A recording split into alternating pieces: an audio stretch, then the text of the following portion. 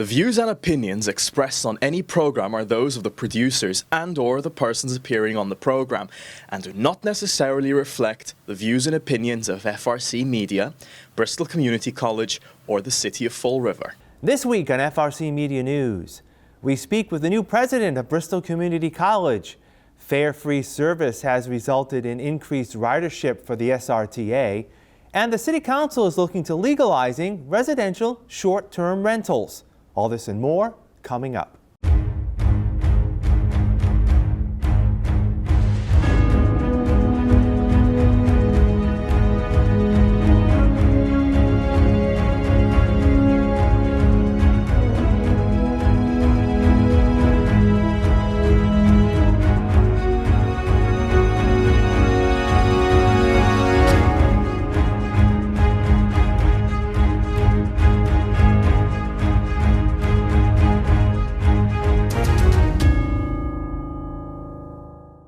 It's Thursday, January 16th, 2025. This is FRCmedia News. I'm Keith Tebow.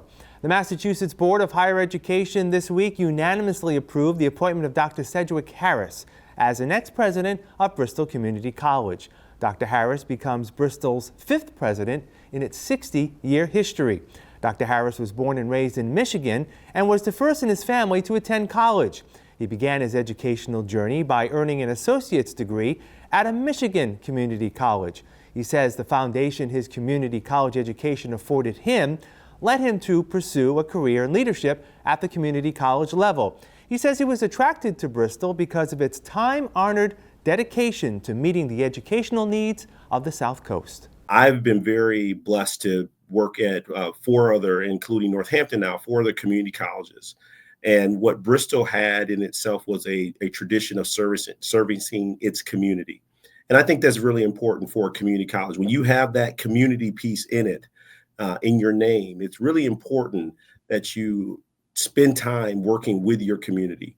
What has been done in all of the areas from Taunton to Edinburgh to New Bedford, as well as the online services that are offered, I really saw Bristol as an institution that I wanted to be a part of because of its tradition, its mission of providing access, being innovative. When you think of a program like NAUI, the oncoming program of having an associate's degree in artificial intelligence, they were really moving in a direction that I saw appropriate for community college and being that workforce development engine.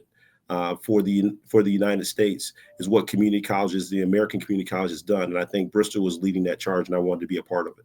Community college enrollment across Massachusetts has waned in the last 10 years, but the introduction of free community college via Mass Reconnect for those 25 and older and Mass Educate for all state residents has resulted in an increased interest for those receiving advanced degrees.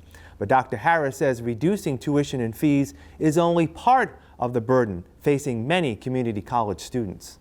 That opportunity to not have to worry about the financial means for college is huge, is actually immense when it comes to the population that we serve. So by doing so, we now have to bring to the forefront our ability to, one, provide the educational resources and services to these students, because they're still going to come with challenges. They're still going to have those issues that may be childcare, maybe transportation. So we've got to find ways to make sure that we help support that student getting to the campuses or finding the resources to help the student with albeit childcare or if they're hungry. Those types of things we still need to provide because a student can't be successful. Although the financial piece is out of the way, they still can't be successful if they don't know where their next meal is coming from. If they don't have childcare, those things are going to be important. Before being appointed president at Bristol, much of Dr. Harris's career centered on devising strategies to connect students to higher educational opportunities. He says he's committed to promoting the unique role community colleges play within the region. I enjoy working at community colleges because the students choose us. At the 4-year colleges, they have an admissions process and a selection process, so they choose the student.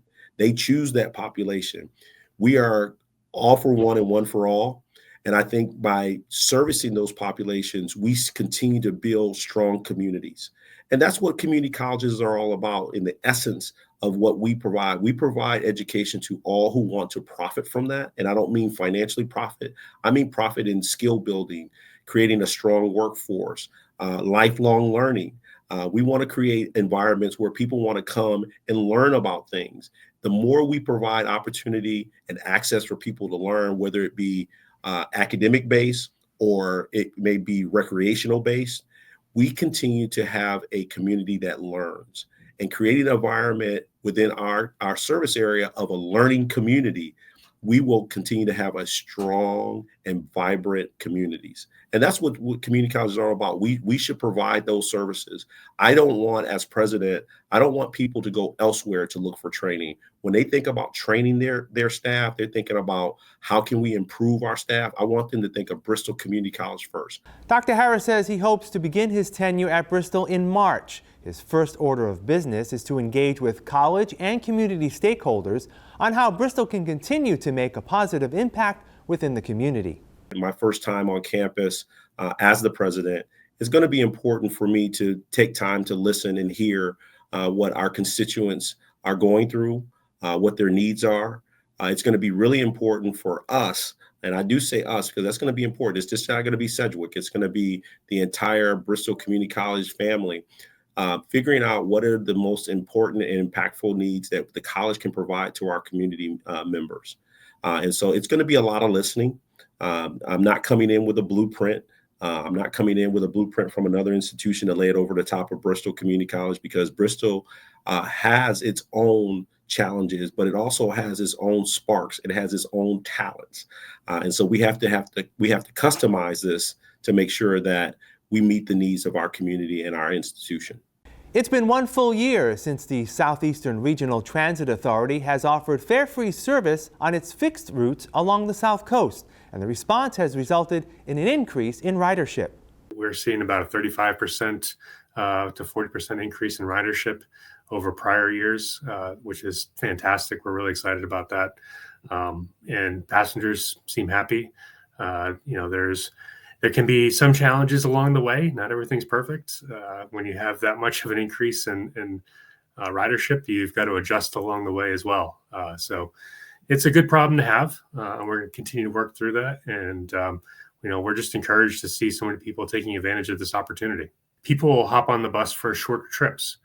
Previously, they may have said, you know what, I'm just going to walk those 4 or 5 blocks. But now, especially in this cold weather, people will hop on and ride shorter trips because they don't have to worry about the burden of paying that fare or the confusion of trying to do it when you're only going to be riding for just a short while. Mr. Russo says SRTA has also seen a spike of 13% in ridership on weekends, thanks to the reinstatement of Sunday service last year. The authority has also seen an increase of 30% in its ADA demand response service. Fare frees have made a small impact in ensuring bus routes arrive at their destinations on time, a metric that SRTA is constantly assessing. So we collect all of the data points along the way on our bus routes, and we're able to aggregate all that information and kind of schedule the times to sort of a 90th percentile of on-time performance. And then we work with our operating company and the bus drivers that are actually performing the service to say, do these times make sense? Do this amount of time between these two distances make sense? And we're continually trying to hone that in to give our bus drivers the best chance to provide optimal customer service to the people on the street. If we're not reliable and we're giving you a bad time, you're not going to be very happy with us. So it doesn't matter if it's free, if it's unreliable and we're not there, it doesn't do anybody any good. This year, SRTA has reintroduced express service between New Bedford and Fall River, cutting travel time from 1 hour to about 25 minutes. Fare-free service is funded through a combination of the yearly state budget allocation with support from money collected from the state's millionaire's tax assessment. Fares will remain free until the end of June. Mr. Russo is hopeful state leadership will expand the opportunity come state budget time. We have an administration that's been far more supportive of regional transit authorities than any time that I've been here. And that goes hand in glove with our legislature. They've been absolutely fantastic working with the Healy administration and they've really stepped up and delivered for us. So we're very thankful for that, and I'm ever hopeful that that will continue. I don't see why that wouldn't continue at this point. So we're very thankful for that support that they've shown and demonstrated the past couple of years. The Fall River City Council this week gave its initial approval to an ordinance to legalize residential short-term rentals. City Corporation Counsel Alan Rumsey told the Council's Committee on Ordinance and Legislation that rentals such as those found on Airbnb and Vrbo are currently against the law in Fall River. He recommends the Council enact the following guidelines to allow homeowners to offer short-term rentals. Some communities, for example, have required them to be owner-occupied at all times. That's probably some of the more strict requirements. The other way to regulate them, I think, that seems to be working is a very short time frame you're allowed. So, if potentially you're a snowbird, you have to owner occupied for at least 9 out of the 12 months.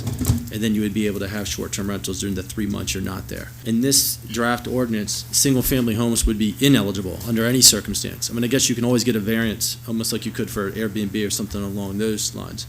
But the idea being that single-family homes are the most protected. These are of the neighborhoods. Whereas if you live in a triple-decker, you can't really control who's living on the other 2 floors anyway. So a little more lenient for Airbnbs and something like that. But not everybody. Some communities have a single-family residential district exclusion. Some don't. That's, I guess, the third thing that's really, it's what this board wants to do. Those offering short-term rentals must register with the city and follow local zoning and public safety guidelines. Attorney Rumsey says once established, the city can benefit from an increase in revenue the rentals will generate. Tax issues are not in there, largely because it should be whatever our hotel tax already is.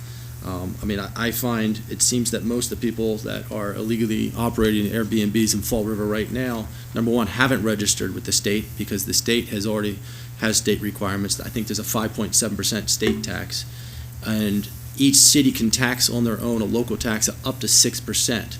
But the default is what you already have. You would have to change. You can't have a separate tax for Airbnbs similar. It has to be the same as your hotel tax.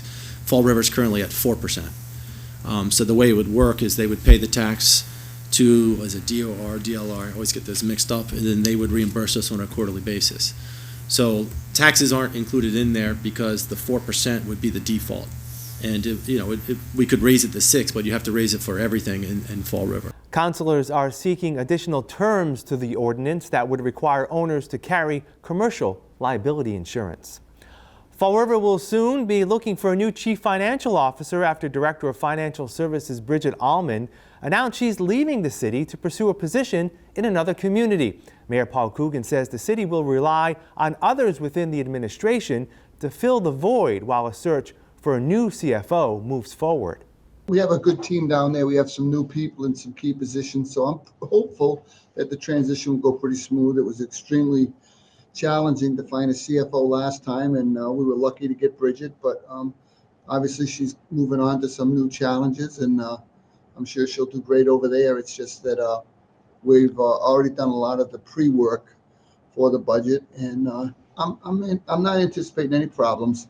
If you remember last time when Mary left, we had an interim come in right away, Eddie Capone. He had done it before, so he filled in for us, and I'm sure with the team we have downstairs now, they'll be able to pick up the slack. We are back again this week looking at the latest Fall River business, real estate news, new businesses starting up. Please be joined, as I have been from last week. Well, week 2, he decided to come back. Kevin Lawrence from Fall River Development News. Kevin, how are you? Very well. All right, let's get right to it this week. We talked about a lot of what's been happening in different parts of the city. I know the administration is looking to do a lot of work on Pleasant Street. I believe we talked about this about a month ago when we had our extended discussion.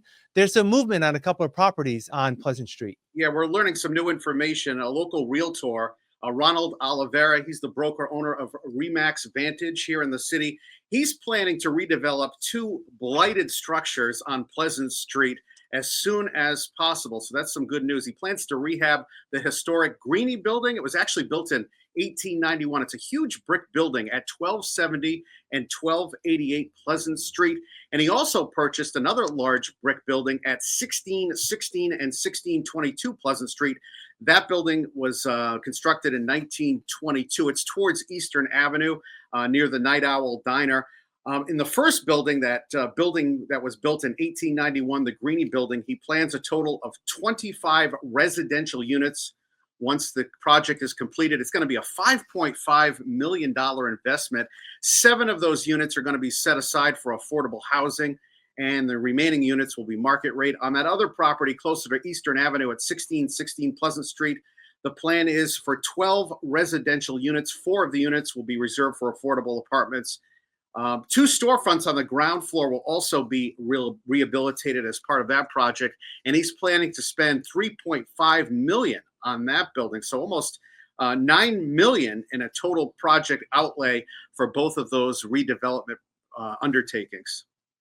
And I know he was before, was it the planning board last week or a couple weeks ago? And you got the approvals to move forward. So things will be moving forward there as far as you know? He wants to move as quickly as possible. He's looking for some community preservation money. Whether or not he gets it or not, we'll find out in the upcoming days. But he's going to move forward with this project regardless of what happens with any historical CPA funding. All right. We always like to talk about restaurant openings. And you broke the news about a month or so ago about Raising Cane's coming to Fall River, the chain that's going to be coming to the city. You have some clarity now on when they may actually start operations. Yes, they've broken ground. They're pouring the foundation as we speak. This is located at 323 William S. Canning Boulevard, right across the street from the South Coast Marketplace at that intersection where Aldi is and Ocean State Job Lot.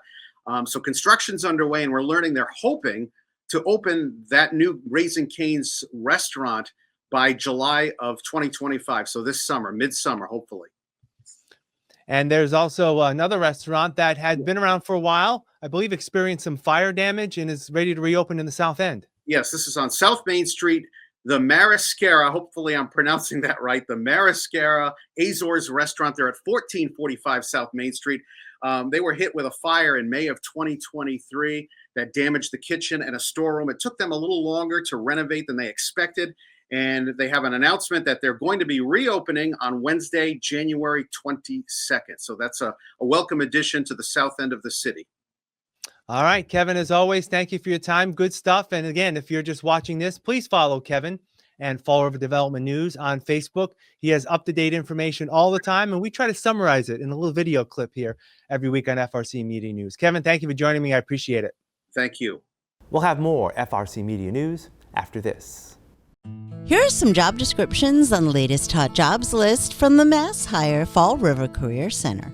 Phlebotomist, St. Anne's Hospital, located at 795 Middle Street, seeks a full-time phlebotomist responsible for collecting and receiving specimens, processing, and delivering specimens to the proper departments. Job number 219-84613.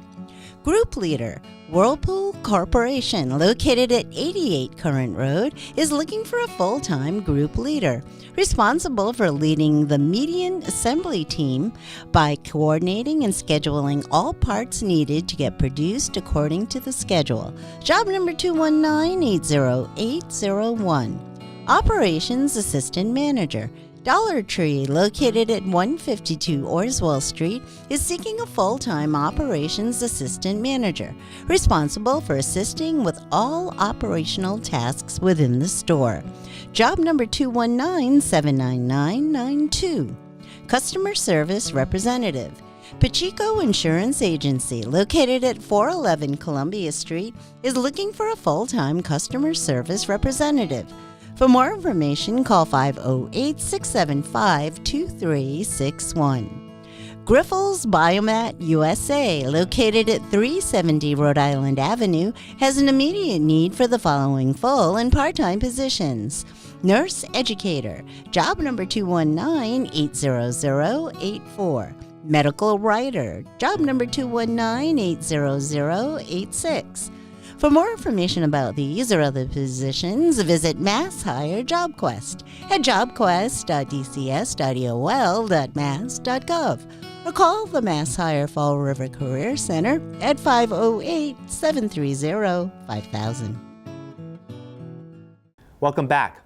Donald Trump will be inaugurated as President of the United States this Monday at noon. We spoke with Bristol Community College Associate Professor of History and Government Don Kilgus on the history of presidential inaugurations and facts about Mr. Trump as he assumes the office for a second time. Until 1933, the inauguration was held on March 4th, which was the day the U.S. Constitution was first put into effect. The 20th Amendment and congressional legislation set that date time now as January 20th at noon. When Mr. Trump takes the oath on Monday, he will come into office under unique circumstances. President Trump is going to be the second person to serve 2 non-consecutive terms in office, the first being Grover Cleveland back in the late 1800s. He's going to be the first person who was convicted of a felony to serve as president. And he's also going to be the first person who was impeached as he was impeached during his first term to actually be elected president as well. Now, of course, he wasn't elected immediately after the impeachment, after his first term ended. We had that 4 years in between. So I think this is a very unique environment in which we're living right now.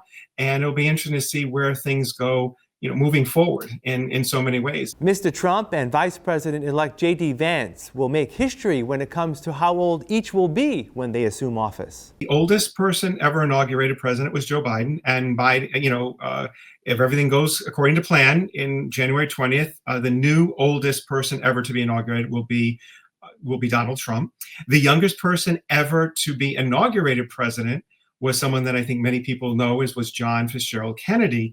However, what always tends to kind of catch people is he was not the youngest person to ever serve as president.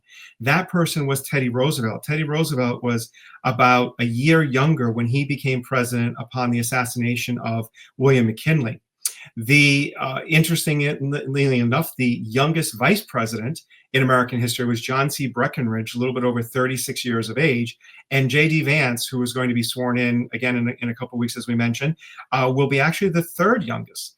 The Breckinridge was the youngest. Nixon was actually the second youngest. And now J.D. Vance will be the third youngest to actually serve. Mr. Kilgus says the Chief Justice of the Supreme Court has administered the oath of office at every inauguration except the first, when George Washington became president, and the pageantry surrounding the inauguration has evolved to become a day-long event. In terms of the inaugural balls, in terms of having, the parades, or having even playing music like Hail to the Chief, or having the incoming president go greet the outgoing president at the White House, for example. All these things evolved gradually over time. There was no real imperative that it had to happen that way, for example. It's just kind of tradition and custom. It just evolved. However, when some of the things that you had mentioned about, noon, for example, on March 4th, or noon on January 20th, for example, all of that was found in that different legislation about the Presidential Succession Act, the 20th Amendment to the Constitution, or other kind of supporting documentation that states it's easiest to say that the outgoing Congress or the outgoing president's term ends at 11:59 a.m. and the new president's term begins at noon, and so on and so forth. So they just did that in the purposes of that different legislation to kind of create that kind of uniformity for the system, which, again, as you and I have talked about throughout this whole series that we've done, we didn't even have a national election day per se until 1845. The inauguration is also a time to look back at the legacy of the outgoing president. Mr. Kilgus says the impact of Joe Biden's presidency cannot be gleaned so soon after it ends. In this day and age with social media and everything else, we need this instant gratification. Was President Biden a great president? Was he a good president? Was he a subpar president? And I think in the past, historians have always purposely waited to kind of judge and to rank presidents because it's that recent bias almost that we have, I think, can influence the ratings, because we always see presidential ratings change over the years as circumstances change, as policies that go into effect today, really we can't see their impact for 4, 5, 6, 10 years, maybe in some cases. So if that's the case, how can we really say, oh, this person was great here or wasn't as great in this area of his presidency? We'll wrap up this edition of FRC Media News right after this.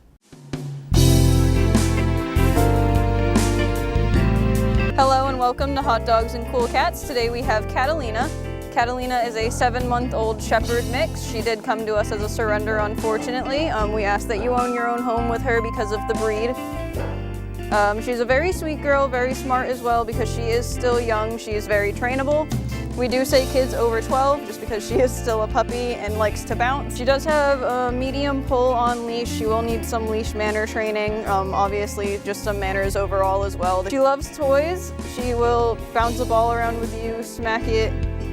She did really good for all of her evals and everything. She's very handleable. She'd be super easy to train. She's a super smart girl, very loving, very energetic. I can see her playing with toys a lot of the time, running around, but she would also be really good to unwind at the end of the day and would probably be a good couch buddy. If you're interested in meeting Catalina, you can come on down to 300 Linwood Street in Fall River, or you can go to foreverpaws.com and fill out an application on our website. Today with us we have a few kittens. Right now this little tabby here is Fire, roughly 13 weeks. And we have her sister, who is Air, which is a diluted calico. She's not as shy, she's more outgoing. Give her a cat tower and the right toys, she just wants to play. She's a typical kitten, likes to climb things, scratch the toys, gets kitten zoomies. And this is Ray. He came from Puerto Rico. He's roughly about 16 weeks now. He's a very good kitten. All 3 of these kittens are up and available for adoption. So if you want to make an appointment to come down and meet them, I know you won't be disappointed. They're very fun. You can also get all of our contact information at foreverpaws.com. Yeah, don't hesitate. Definitely come down and meet them. That's all for this edition of FRC Media News. Please visit our website, frmedia.org, for local news and information. FRC Media News airs Thursdays at 6 p.m. and Fridays at 5:30 p.m. on Channel 95 and the Fall River HD channel located on Channel 1072. For all of us here at FRC Media News, I'm Keith Tebow. Have a great weekend. We'll see you next Thursday.